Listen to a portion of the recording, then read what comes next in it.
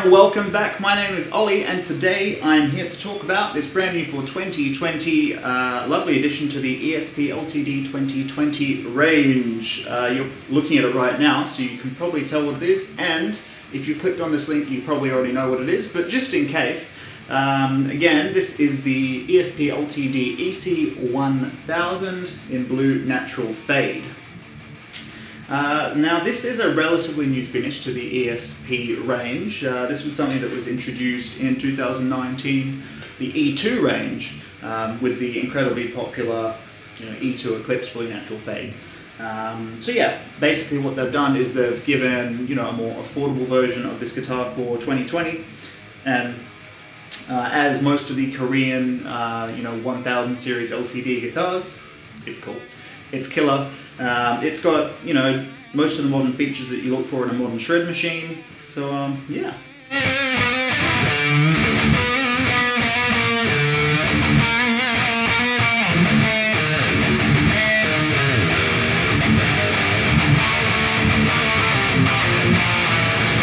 Let's dive into the specs. Why not? So, on this guitar, you'll notice that on top we actually have a, it's a bell poplar top. The cool thing being is that, being a natural, timber, it will have a unique look depending on which instrument you have. As you can see, we've got a very, very nice one here. Book matched very, very nicely, very distinct. Sort of looks like I should be, kicking back on the beach with a daiquiri or something. Here in Australia, we're just heading into winter as I'm filming this, so, reminds me of the better times. What I really, really like is that, it's funny, compared to the E2 versions that I've seen in the past, I actually prefer the top on this LTD version, funnily enough. I love how it sort of turns into, I don't know if you call it a flame on a poplar burl top, but it sort of turns into these flames up here, in this sort of tight upper bout, and yeah, it looks really nice. It sort of looks like waves are coming into the beach.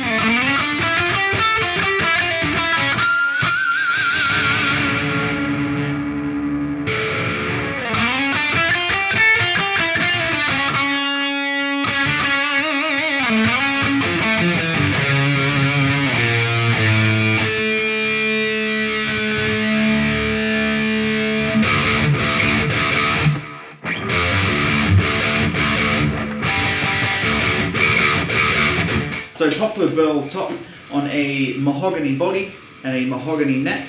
The neck is it's a set through design, which looks great with this sort of transparent blue on the back, and you can see it's a nice piece of mahogany as well. So yeah, mahogany body, poplar burl top, mahogany neck. In terms of the controls, it's sort of like your typical ESP Eclipse controls. So we've got one tone with a push-pull for our humbuckers, which we'll go into soon. And we have also got independent volume controls for our bridge and our neck humbuckers. In terms of the push-pull, it's not the most incredible push-pull. You're not going to be like, on the Ibanez AZ series, which I talked about previously, where it's, it sounds convincing. It sounds like a Strata, it sounds like a Tele. It's sort of going to get you there, but not entirely. So don't buy it if you're like, oh, I'm going to have every single tone that I want. Going into tones, if you're looking for something that's going to give you just absolute balls to the walls, like thick, tight, just ooh, it's going to give it to you.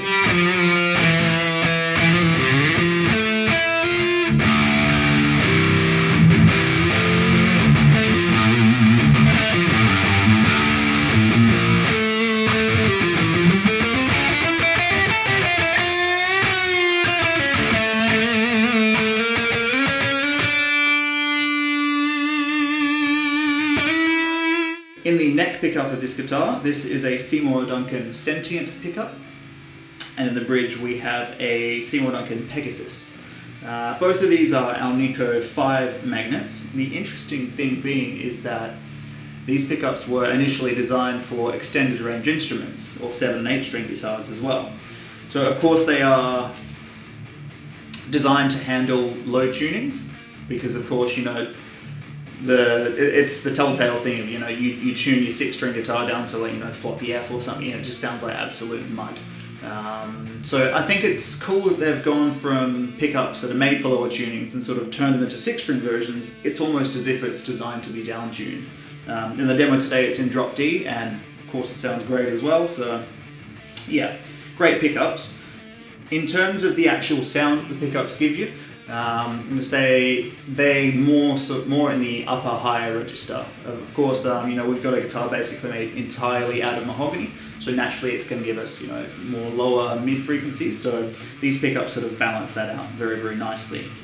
Even the clean sounds for humbucker sounds, they do sound lovely as well. But on a guitar like this, you're mainly getting it for that that bridge pickup that's really giving you all of the aggression without getting sort of muddy or fizzy, which I think it handles very, very nicely.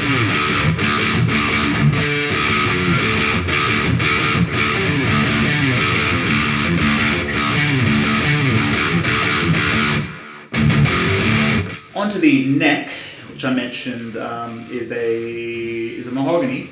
It's a gloss neck profile, and if you're familiar with ESP neck shapes, it's super comfortable. It's nowhere near as slim as something like an Ibanez. For me personally, I'm a huge Jackson guy. I've mentioned previously, I love the USA Jackson necks that I have. They are big. This isn't quite as big as that, but there's just something that really lets you play it. Very, very comfortable neck profile for me with my long counter player fingers. We've got 24 extra jumbo frets, again a tick for me. I like something that's big, something that I can really rip into, which you absolutely can on these. It's a Mikasa, I think that's how you pronounce it, Mikasa ebony fretboard, which is a kind of ebony from Southeast Asia, if I'm not mistaken. I think it's cool. It's not quite sort of like the black, almost stained looking ebony that you will get on the E2 instruments, but I also almost like this particular guitar has like sort of stripes to it, which again adds to the unique flavour, which I think goes nicely with the Burl poplar top.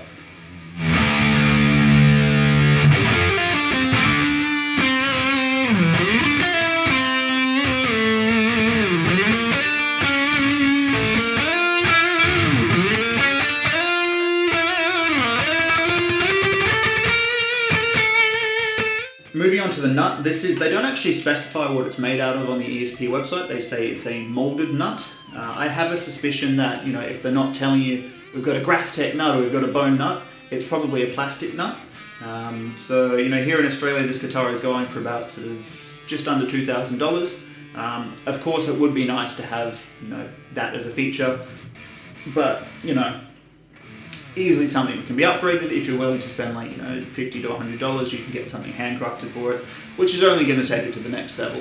It's a great guitar as it is, but that's something that definitely could be improved upon. Whilst I'm on the neck, similar to other guitars in this price range, we don't have lumen lay side dots. It's just your traditional black side dots on the white bound neck. But in saying that, I'm not even sure lumen lays would suit this guitar. I think it's more like a classy instrument. Whereas you will find lumen lays on stuff like the black metal series, which is similarly priced, which we'll go on to in another video.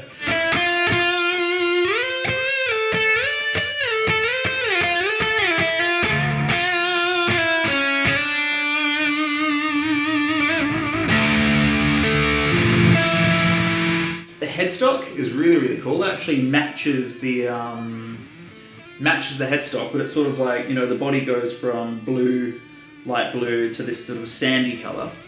The headstock then picks up at the sandy and then sort of reverses what the body does. It goes sandy, light blue, dark blue, which is great.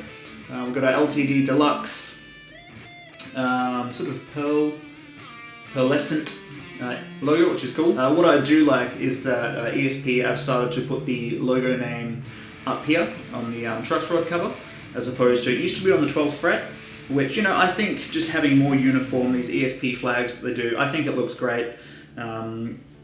Really, it's iconic for ESP, so why not embrace that? And then, they just tuck the logo name nicely on that truss rod cover.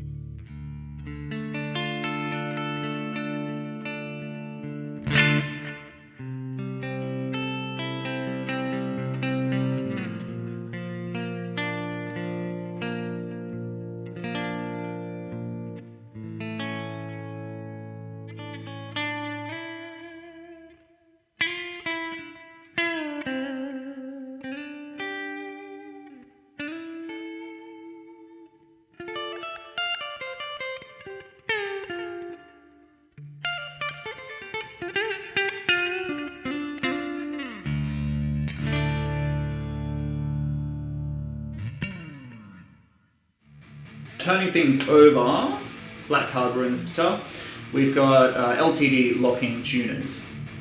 I did just restring this guitar with 10s myself for this demo. It's sounding nice and fresh, it's playing great. It stays in tune, it is great, but again, you know, with certain guitars that are at this price point, you can get, you know, locking tuners. Sorry, of course you can get locking tuners. You can get locking tuners for, you know, brands like Spurs or like brands like Godo and all that. So yeah, not that I had an issue with the LTD locking tuners, but you know, it could be something that you might want to upgrade. But in saying that, I suppose, you know, direct competition with the 1000 range is the Japanese-made E2 guitars. So yeah, I think it was 2014 or so, correct me if I'm wrong, ESP freaks. The ESP Japanese Standard series was replaced with the E2 series, which bears that name on the headstock. That's basically the entry point for, you know, ESP Japan instruments. So we're going from LTD, we go to E2, which is standard production, and then, you know, a bit of background knowledge, if for those that you don't know, we then go to ESP USA, which is sort of like a custom shop. You can choose what you want from a list, and then we go back to Japan to the Tokyo Custom Shop, which is whatever you want. I was playing in a band called Dead Space, and I was lucky enough to be on tour in Japan, and thanks to the guys at ESP Australia, they hooked us up with a tour, and it was mind-blowing to be in there.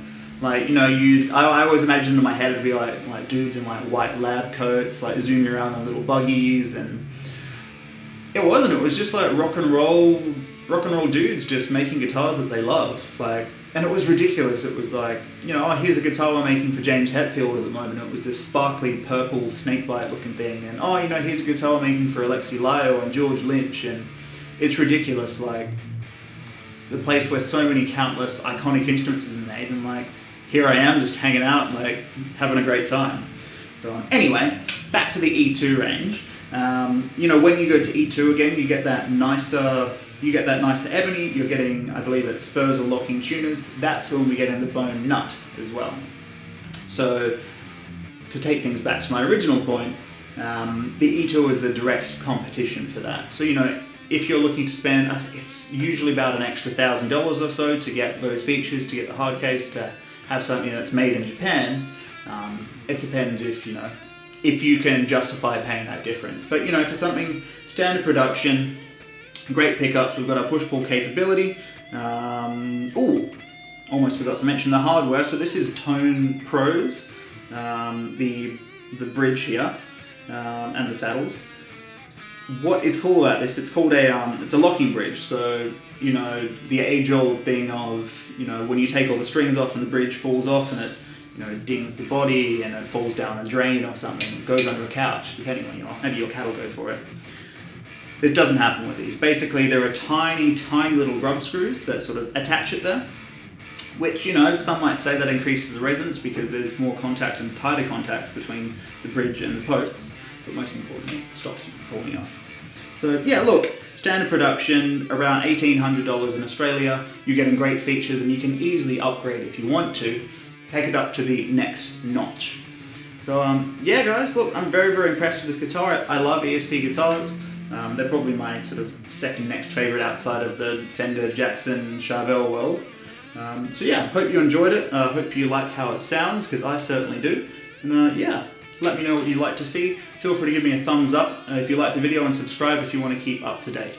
Thanks guys, again this has been Ollie, and I'll see you next time.